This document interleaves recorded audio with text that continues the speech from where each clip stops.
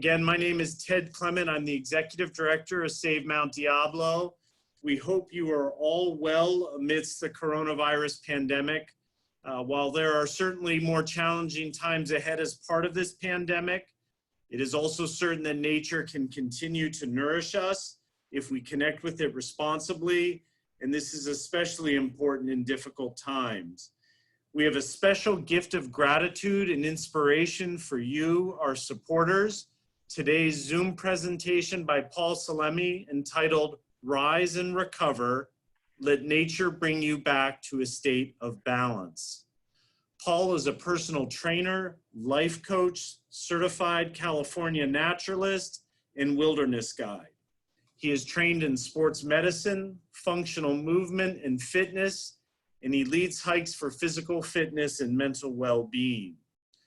Paul has been hiking and taking pictures of Mount Diablo and its trails for over 10 years.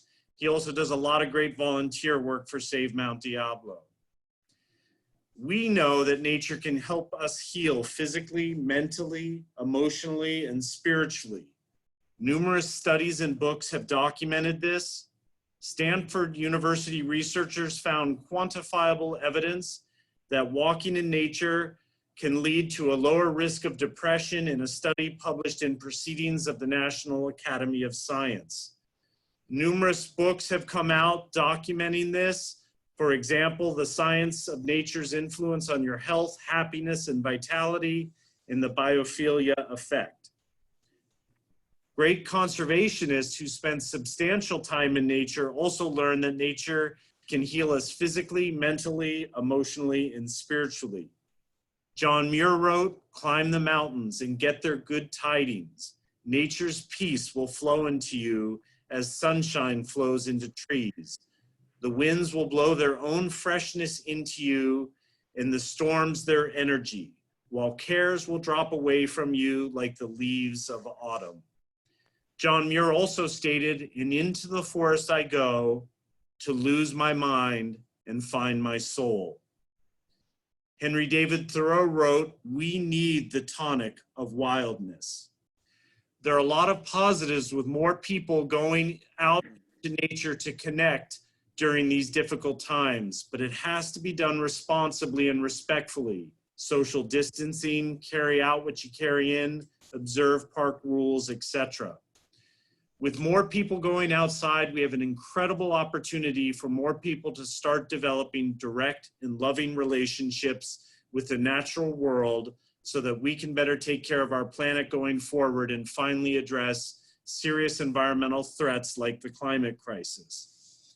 Gratefully, because of your wonderful support, our Save Mount Diablo staff continue to work hard on conserving our critical Mount Diablo natural areas here, albeit remotely from their homes. Together, we will continue to do great things to protect the ultimate foundation for our long-term health and well-being, nature. And we're so grateful for you to help us protect these great places here. Paul, I want to thank you again for your good work and for providing this gift of gratitude and inspiration to our supporters. Please take it away. And everyone, I hope you enjoy it and be safe and well. Thank you.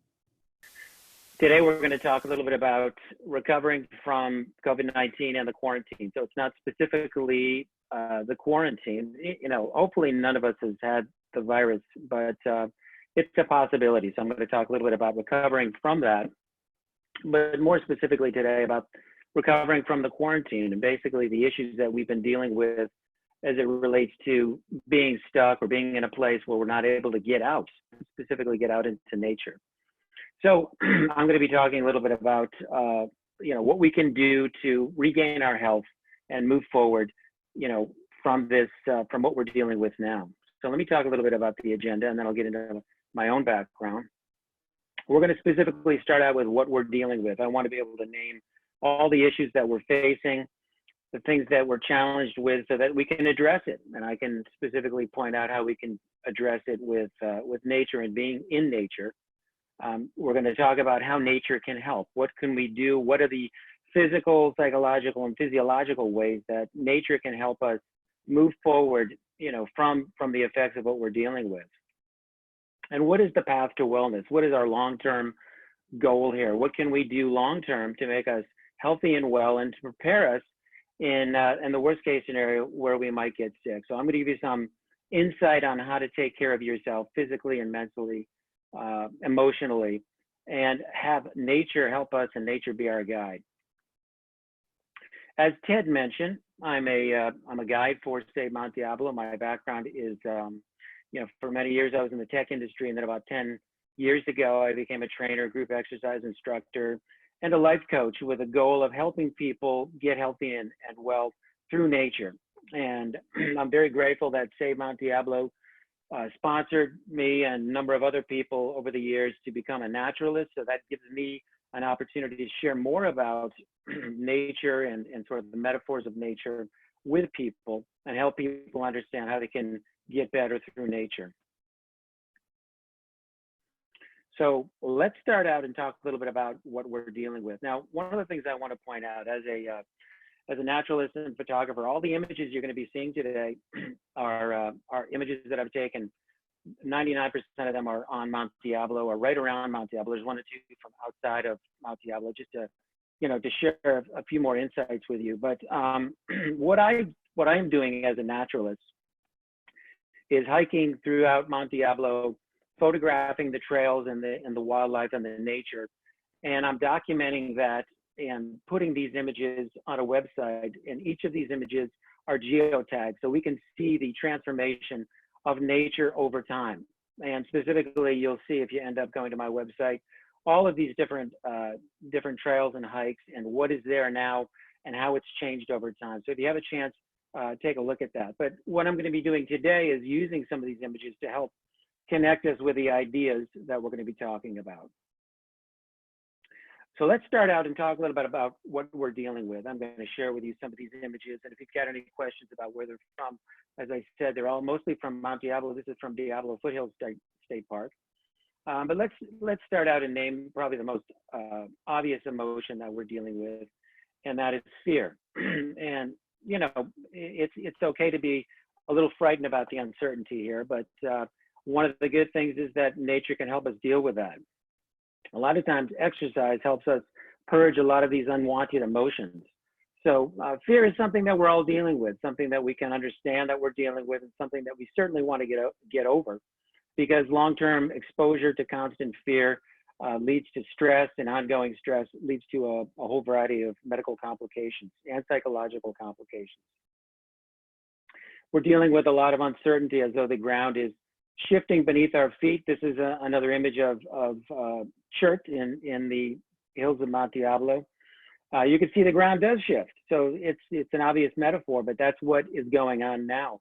We've been assuming that perhaps some of us that we're on stable ground, and that what we're doing and the way we're living our life is going to continue for a long period of time. And we're finding that things change very quickly and without our consent.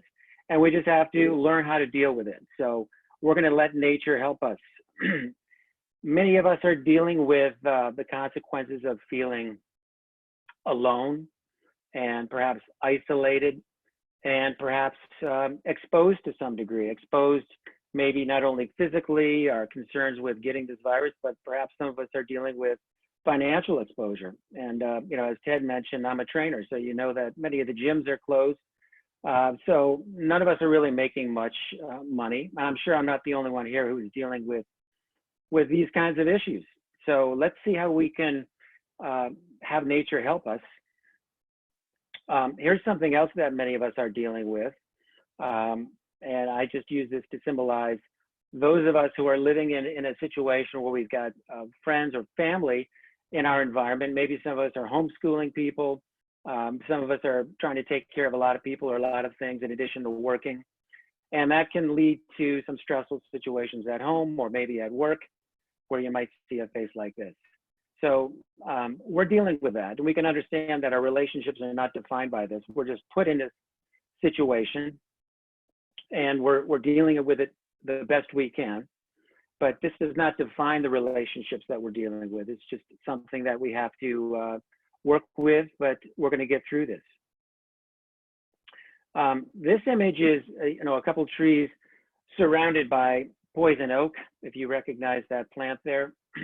To me, this symbolizes what I'm feeling when I see other people when I go out. I mean, everybody seems to be surrounded by this invisible barrier.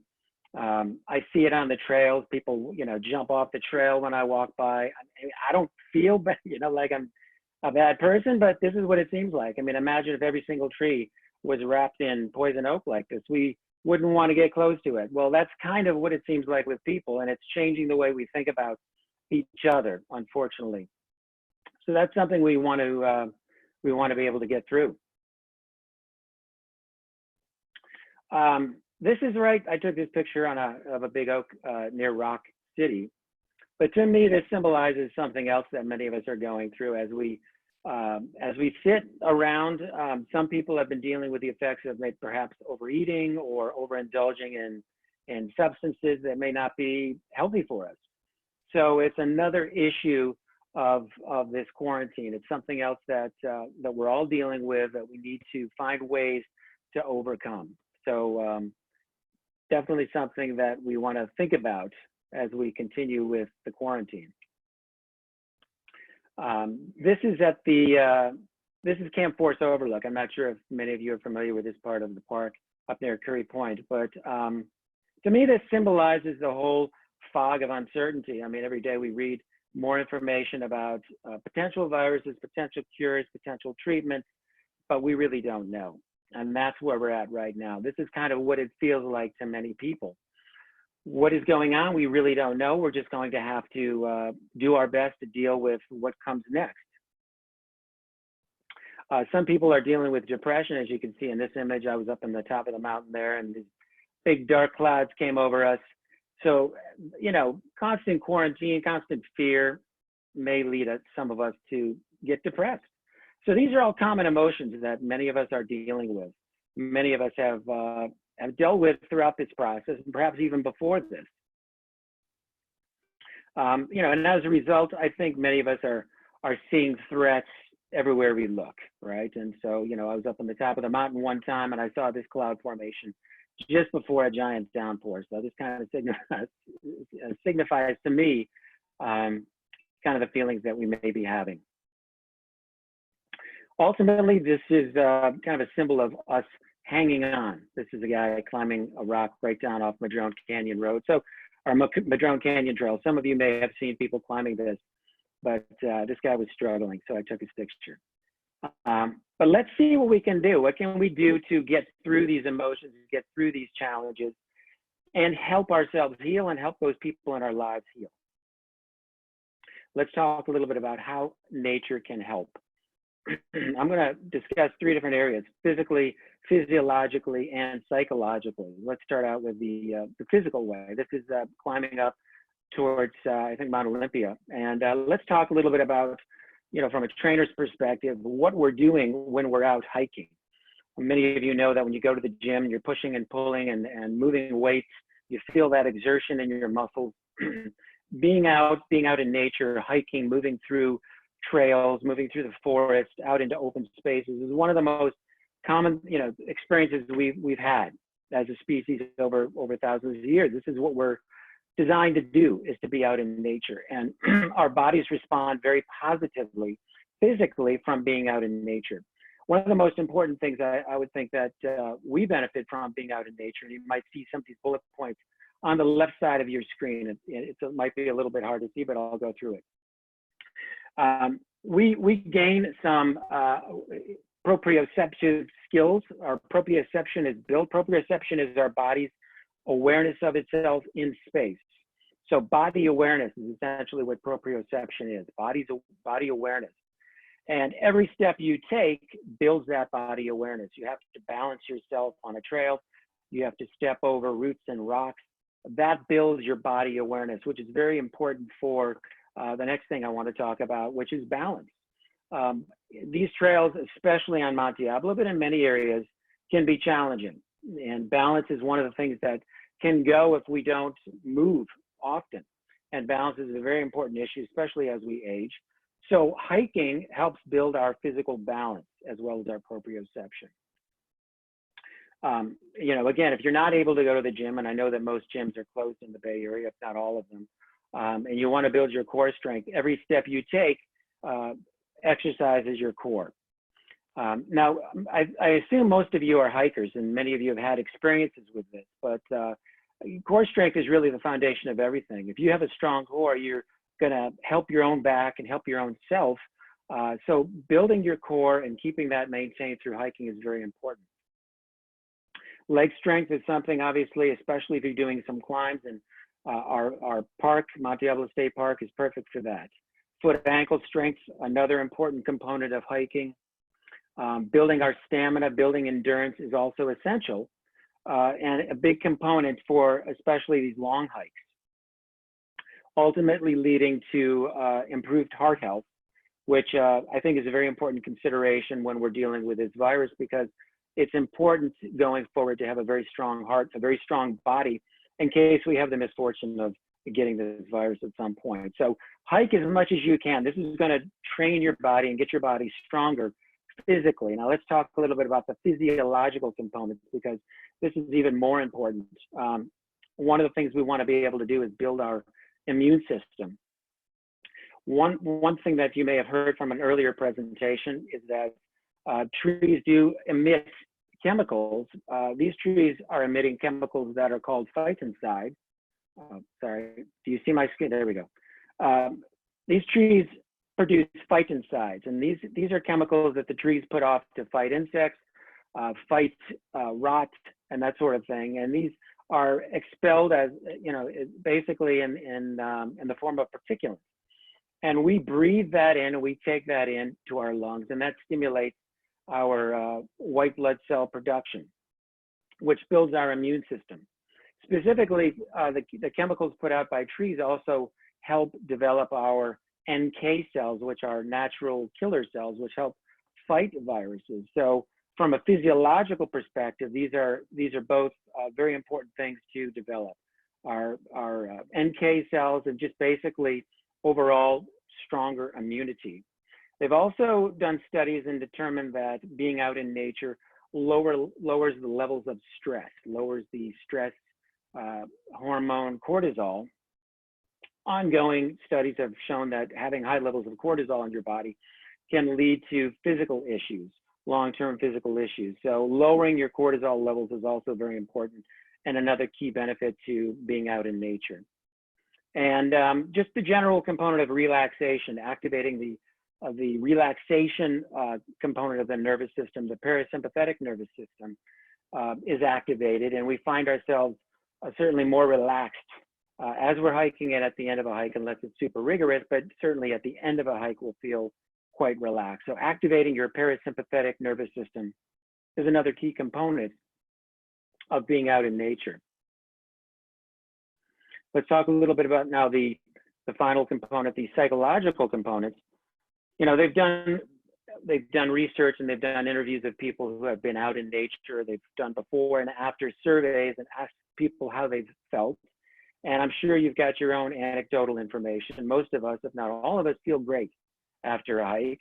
And so these results are not going to be surprising.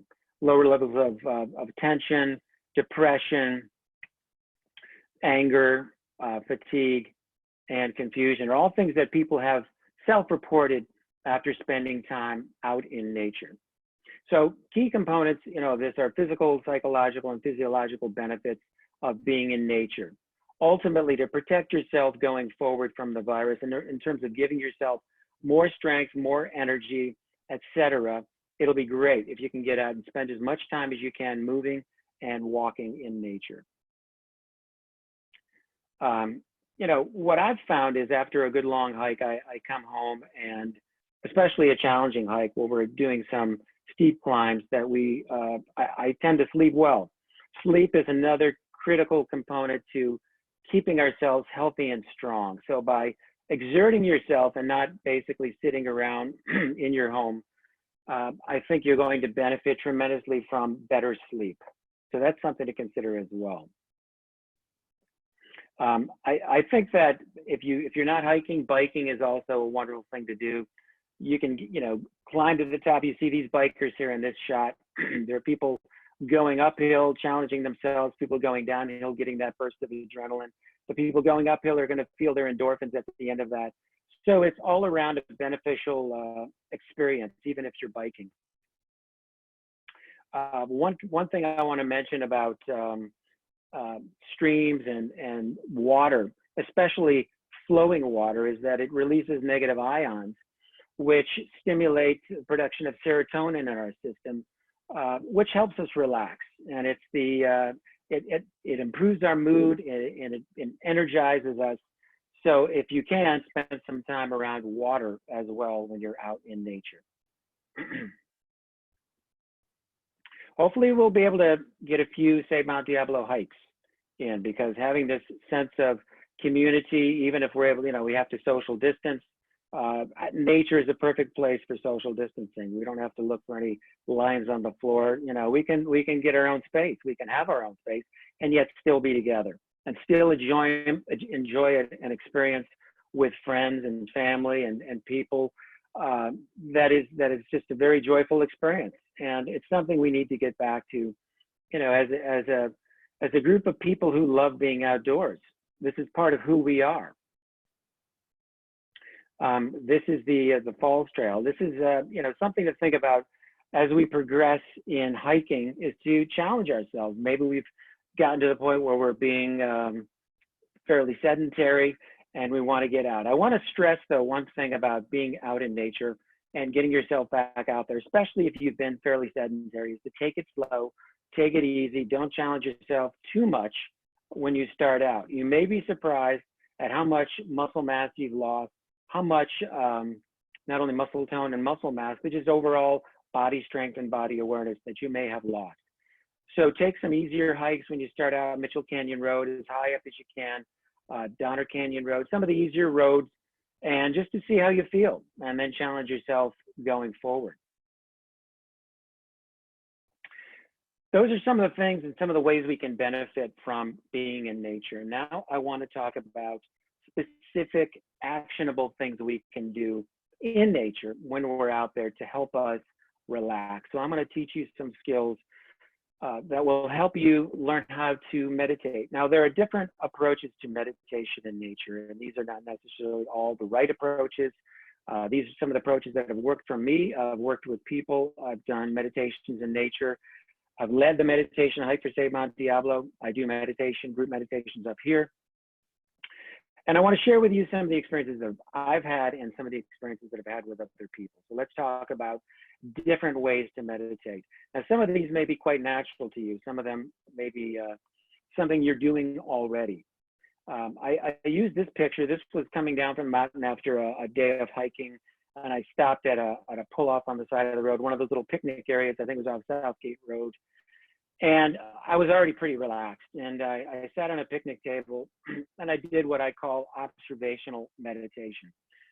Now, you can do this anywhere. To me, I like to have a quiet spot. I like to be by myself. It's just basically a meditation of allowing myself to absorb nature using all of my senses, taking in the visual, noticing how the light changes, taking in the tactile, the kinesthetic, feeling what's going on around you, or touching something, listening to the sounds, just experiencing the moment, experiencing the solitude, allowing ourselves to learn how to be in the moment.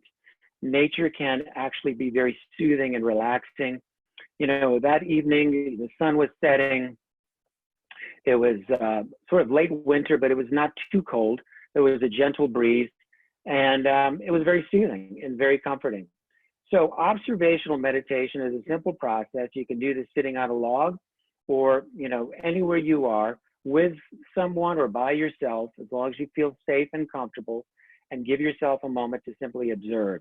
If you feel yourself thinking about work or some other thing that's stressing you, take the time and refocus yourself on nature. As opposed to, being in a room and focusing on your breathing, we're using nature as our point of focus.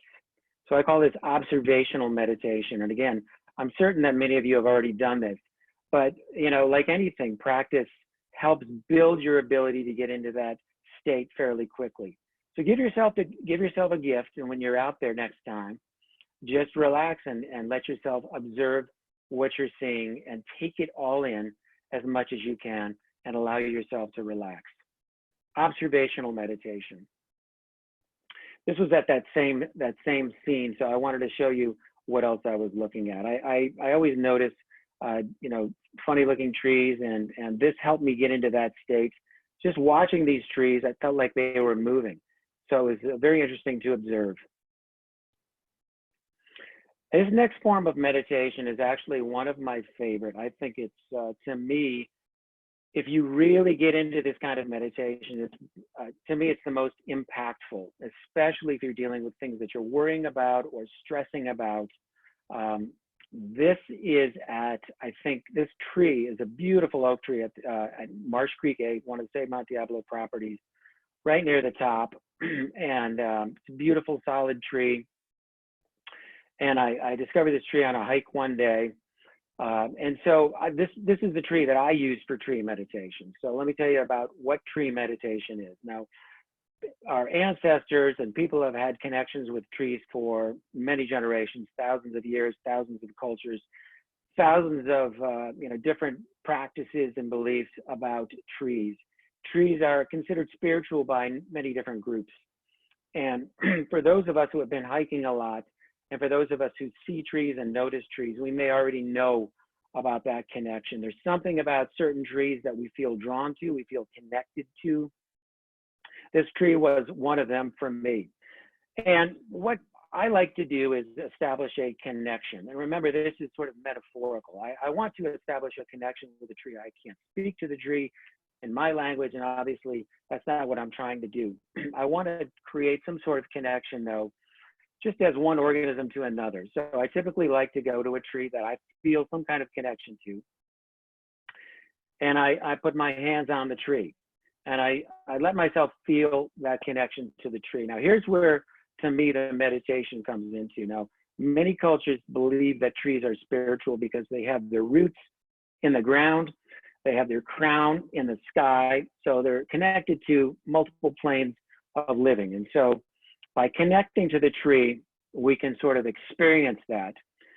What I like to do when I connect to a tree is I think of the things that no longer serve me, the things that I'm stressed about, the things that I want to let go of.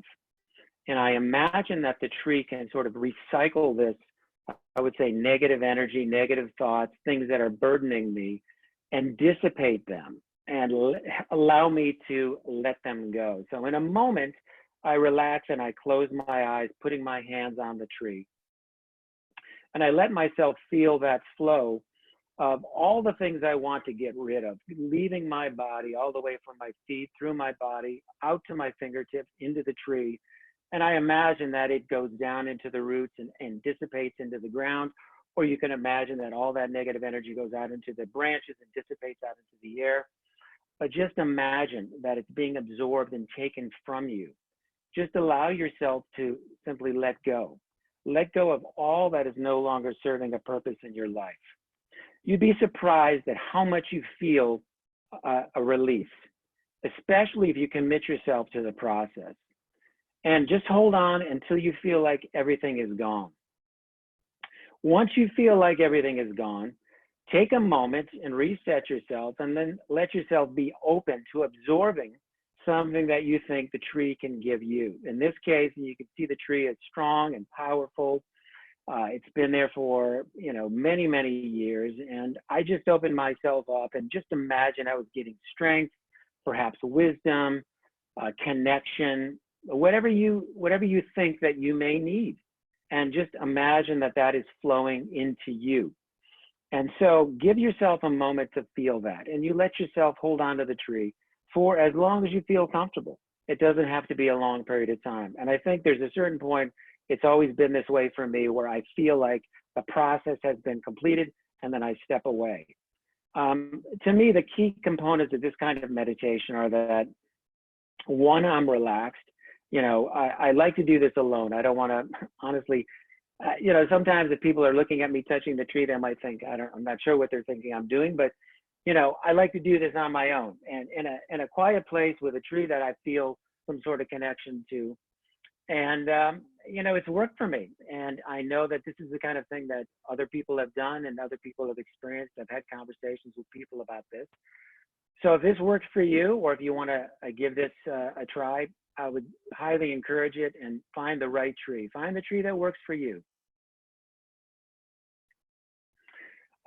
This is a native grinding hole. They, use this. The natives in the Mount Diablo area use this to grind acorns and nuts and berries and other things. And this is located, and they're all over the park. This one's located down at the end of Madrone Canyon Road. And I put this picture in, you could see the shadows. The sun was kind of peeking out. It's the only reason I found it. It's kind of tucked off by the side of the trail. But when I found this, I did another kind of meditation because it was a quiet day and it was peaceful. What I did was, and you can do this when you find these kinds of things, is I just imagined all of the people who had been in this spot before me over all of these generations. I mean, some of these holes go back thousands of years. You can imagine what they were doing. You can just see it. Take a moment, you can sit in that spot or sit somewhere around and close your eyes and just imagine a different world at a different time in that same spot. So we're sort of crossing time, seeing the world at a different time. You can imagine what they were worried about at that time, what they were doing. Maybe you can see children playing. You can see people having conversations. But it's just a good way to think and give yourself a different perspective, letting go of yourself and imagining others in that same space, but at a different time. And, perhaps many years ago, or perhaps many years in the future. Hopefully this will still be in the future. This will still be there, not underneath some house as a supporting rock. So that's what we're working for here, keeping places like this that are sacred and precious, safe and protected. Another form of meditation that I enjoy quite a bit is water meditation. I talked about the negative ions, but to me, sitting next to a stream or flowing water is very soothing and very calming and very contemplative. But one of the ways that I help myself let go is maybe you can put your feet in the water if it's flowing water, and you can imagine that you're releasing and letting go of things that are burdening you, leaving your body, going out through whatever parts you have connected to the flowing water. Water is metaphorically very cleansing, and just let that flow out of you. Let that stress and anxiety flow out of you. Let the flow cleanse you mentally, and just let yourself relax. Get yourself into the moment and appreciate the sounds and the vision of this beautiful stream that you're sitting next to. This is up again in Rock City. Those are Indian warriors, and that's a little manzanita, an old manzanita that's fallen by the side of the trail. It was just this way, and to me, it's just symbolizing that kind of meditation that perhaps we do when we're laying in a park or laying at a campsite or something like that, which is just sprawling ourselves out in some beautiful scene in the forest and becoming a part of the forest, becoming a part of that scene. Really, instead of being an observer of nature, being a participant in the community of whatever is around us. And when you shift your perspective as from an observer to a participant, all kinds of things happen. And it's really interesting to watch things come closer, all kinds of things, birds or whatever. You just become part of the scene. And that's a great way to lose yourself into nature. It's a great way to bring yourself, again, that sense of calm, that sense of peace, and that sense of serenity that we're all striving for out in nature. One of the things I learned early on, because, as I was starting out doing my own hiking, you see a lot of metaphors, and I'm obviously not the first person to talk about nature as a metaphor. There are many metaphors in nature, and we absorb them either, we see them visually, or we even absorb them unconsciously. So, they get into our mind and heal us in ways that we perhaps might not even understand. I was happy to participate in a couple of Save Mount Diablo's bio blitzes, and one of them was right after the fire we had. I think it was back in 2014, so this might have been in 2015 in the spring. And seeing all the life coming back, was a great, metaphor for me of the whole process, right? The whole process, that even after destruction, that the process is that we return, right? We come back. That's what it's all about. And that's what's going on now in nature. This virus is a part of nature, but we know based on what we see in nature that we will come back. We'll come back even stronger. So these are metaphors that can inspire us and encourage us going forward. This is right at the top of the mountain, that grove of beautiful oaks covered in moss. And I went up there one day in the winter when it was raining fairly hard, kind of on and off, and I decided to see if there were any good shots. And unfortunately, there were not good, long-term shots, but as I wandered around into these oaks, I discovered something really amazing.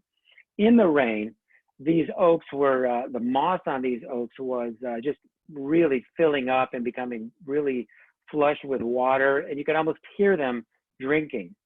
And, to me, this whole scene signified and showed me the sense of community that nature is, and how everything works together in harmony as part of this process. The moss on these trees basically absorbs a lot of the water as it's coming down and acts to prevent flash floods. So that's what moss does. It's part of what it's doing to the whole process, and the whole system is it's absorbing a lot of this water, and so we don't get flash floods. It comes and trickles down at the base of these trees and flows out. This is a whole community of oaks. These trees are connected not only above ground but underground. Their roots are connected. They're connected into a fungal network that helps them absorb nutrients, that helps them share information, that helps them, connect with one another. This is just a great indicator, and we see this in any forest scene, of nature as a community and us as part of that community, and that we are all part of this. And this is a process, and this is a system that works, and that we're part of this system. Here's another metaphor that I see often in nature. And that to me is, I looked at this oak branch and I thought, man, this tree grew this branch in one direction, and all of a sudden it shifted and it started growing the exact other way. And you think about how much time we've put into something in our lives, how much time and energy we put into something, and realize that we have to go in a completely different direction. And that nature shows us that change happens, change is sometimes necessary, and change is possible. Even if we've committed and put a lot of time and energy into something, we may have to change direction. So it's just a great message. I see this all the time in nature. The wonderful shapes of trees as the branches shift and move and change based upon the needs of the tree. This is in Castle Rock. I don't know how many of you have seen this one. This is a wild grape. To me, I walk past this often. I've been on this trail many times and seen this at different times. To me, obviously, it looks like somebody hugging somebody, and it's just a great, to me, it's just a great metaphor of the connections that we have in our life, especially now, the connections that we're missing, the people that we're missing, and the fact that we need to rely on each other. Sometimes we are supported by others, and sometimes we support others. And to me, this was just a beautiful moment where I was reminded of that, of the people in my life who I love and want to protect and take care of, and those who want to protect and help me. So, I just allow myself to take in these metaphors. This is a beautiful one right in Castle Rock. This was a number of years ago off as I was climbing up, that's I think Prospector's Gap Road, looking out at the mountain after a little bit of snow.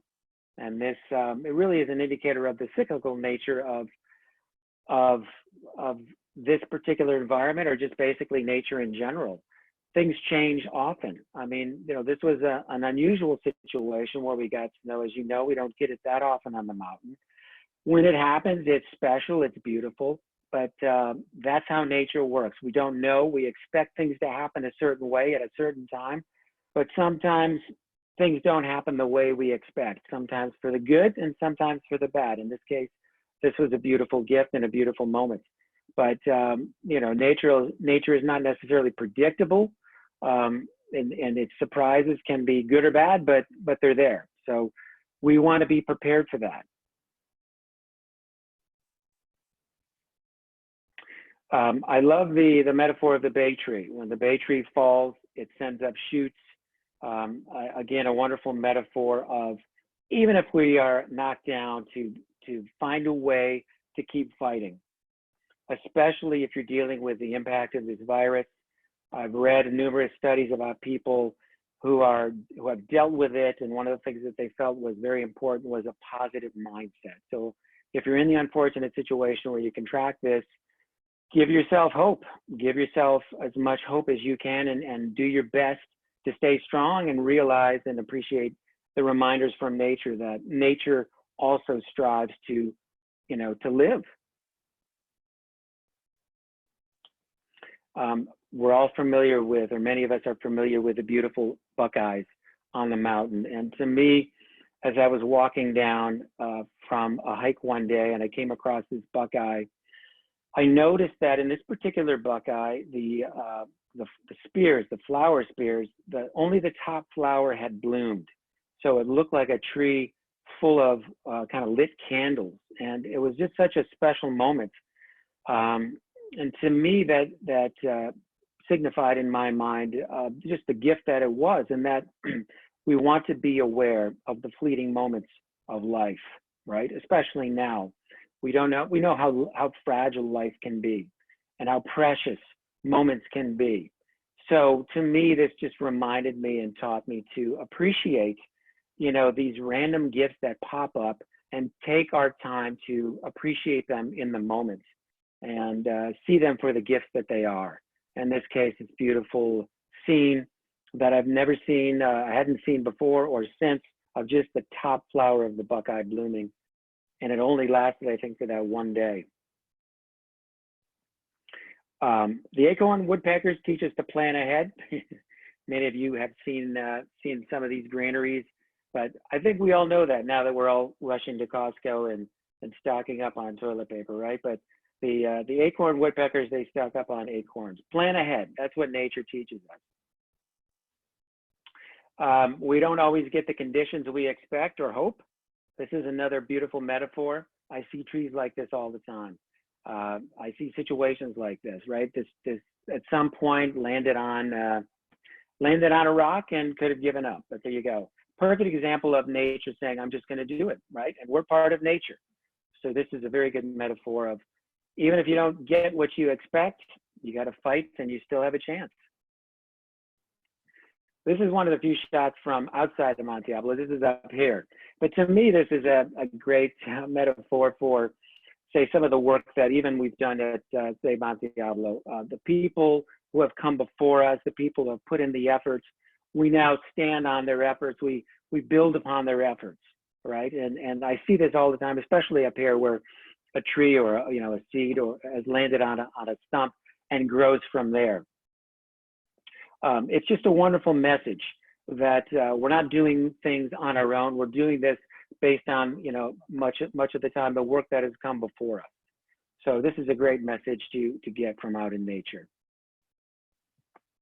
I've also found that this is in Jedediah Smith State Park, a beautiful metaphor from the redwoods.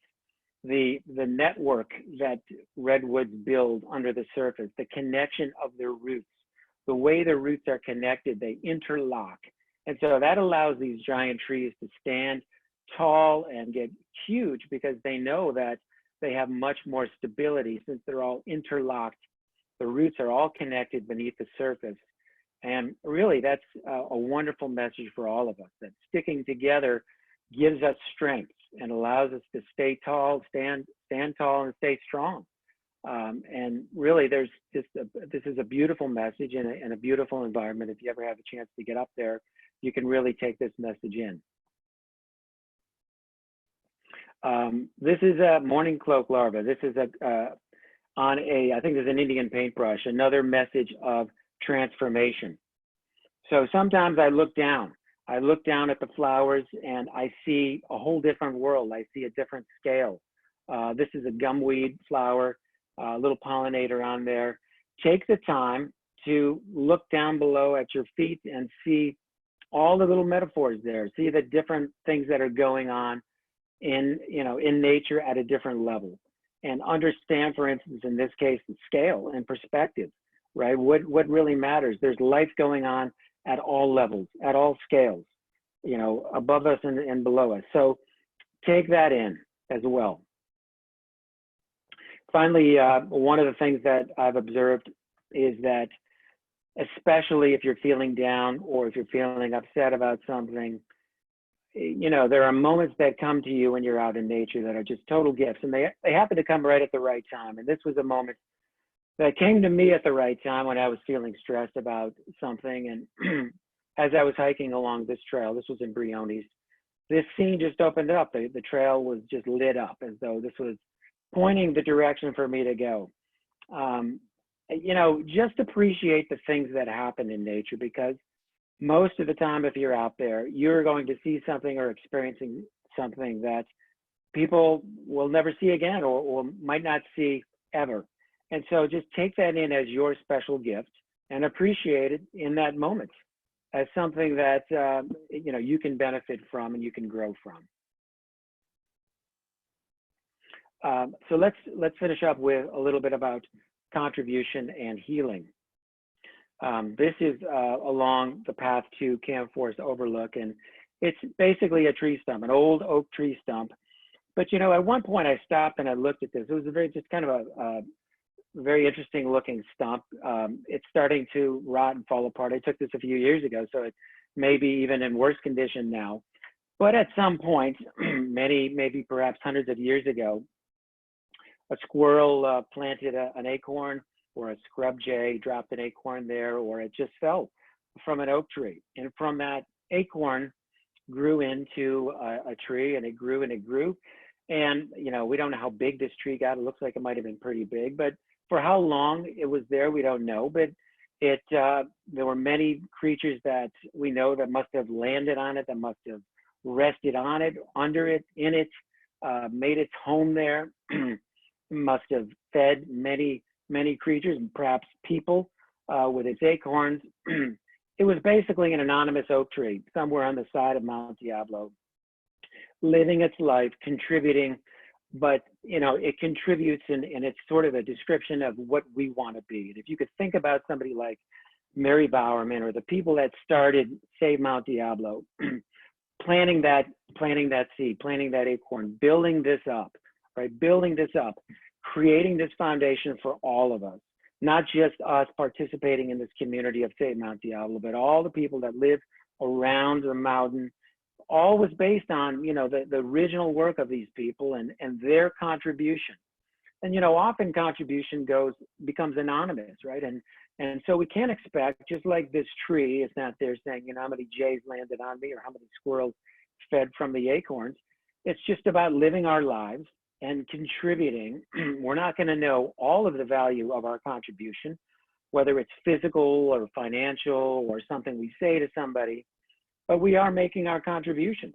And so, to me, this is reminding us that our lives can be contributions. We can contribute to others in all the ways that best fit our skill set, just like the founders of Save Mount Diablo did. And just like we're doing to help continue that message, just like this tree did. Now, this tree is going to continue to contribute even in its decay. Even if this tree really gets down to nothing, it's still going to be absorbed.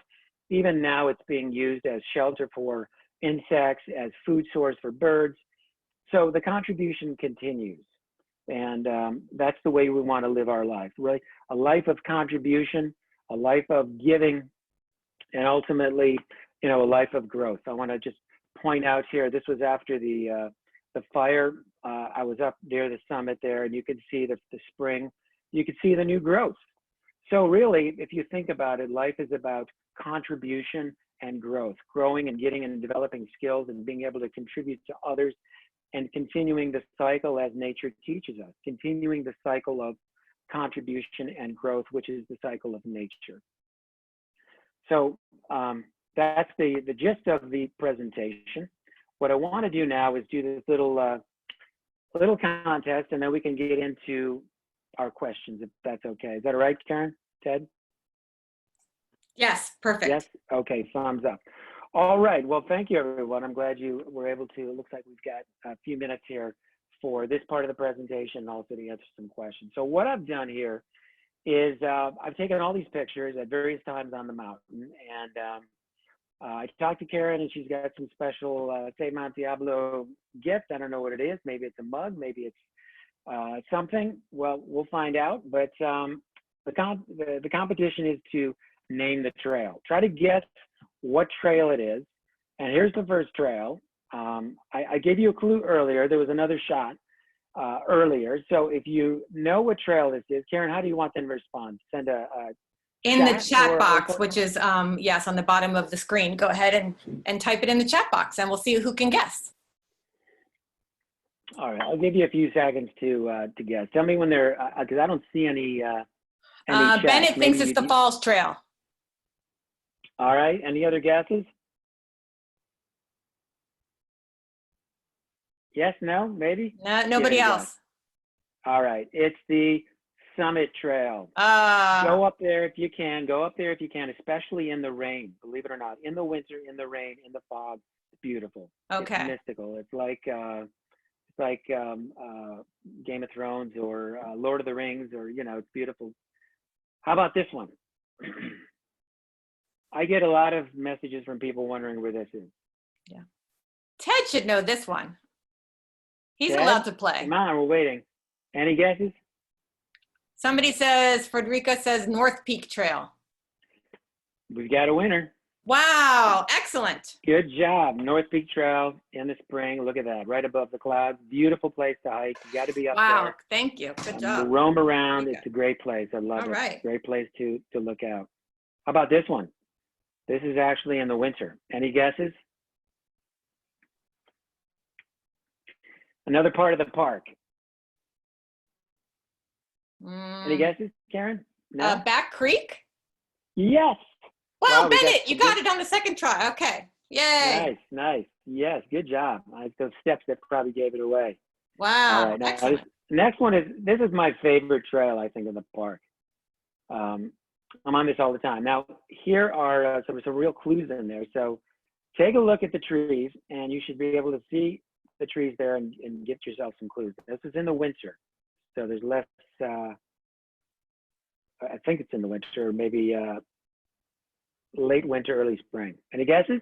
Heatherington, possibly. No. Any other guesses? Anyone else? See the reddish trees? Any guesses of what those kind of trees are? Nothing yet. Madrone. Yes, Madrone Canyon Rick Trail. Houston. All right, Rick. Yes, good job. All right. How about this one? Now, this one's got a good name because as I was hiking down this trail, I looked up and I saw these big old boulders up on the side of this canyon. And I thought, that's why they gave this the name. One of those boulders must have tumbled down and crushed somebody. So that's a clue for the name of this trail. Okay.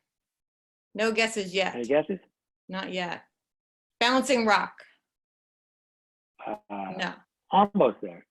Devil's Slide Trail. Okay, it was Devil's Slide. Okay. Yes. Beautiful trail. Very, very rich. Very rich trail. You should get this one. You got to get this one.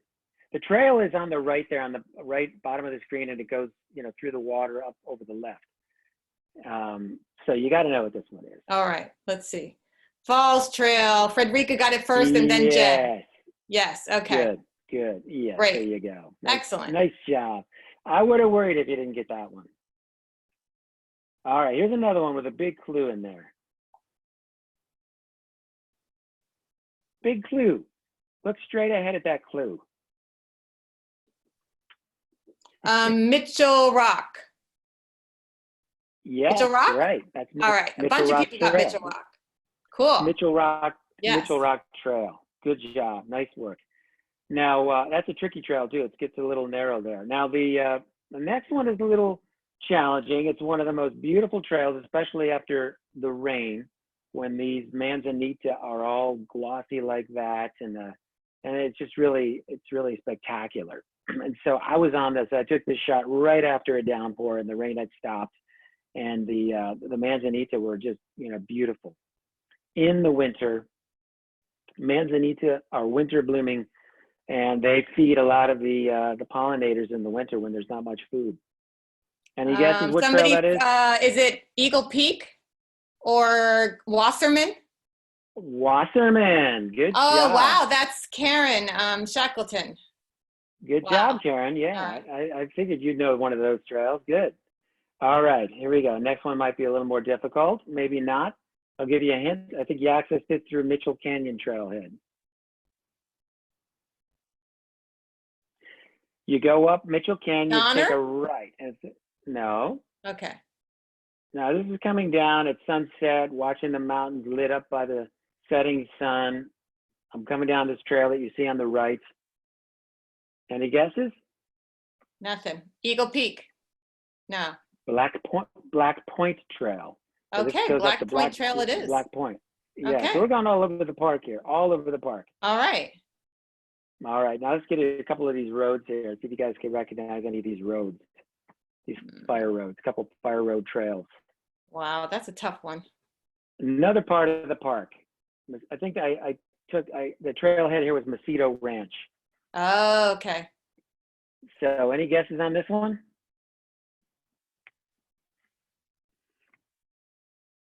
Wall Point Trail. Okay, Wall Point it is. Somewhere. Got it. Almost Susie's close. almost China Wall's there. up there for sure. This one you should get. You know this one is. Come on, people. Meridian? No. Deer Flat. Yes. Oh, okay. Yes. Frederica. Wow. She's really Good rocking job, it today. right? Deer Flat it is. Yes, I think so. All right, here's the last one. And it also has a message to it. So take your guesses, and then I'll finish with this one. We'll take questions. Okay, I'll give you a hint, but I'm going to have to whisper it to you. That's the hint. Oh, okay. So it's whispering something or whisper something, but I don't know what it is. Nobody's guessing. It's a secret. It's a secret. Yeah, Ted's got it. I see him shaking his head. Secret trail.